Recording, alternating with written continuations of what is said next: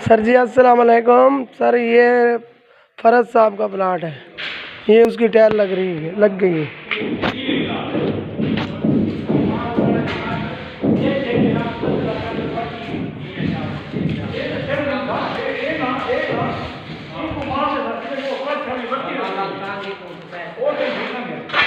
उनको मैं फ्री में खा दूंगा, इनको मैं फ्री में खा दूंगा।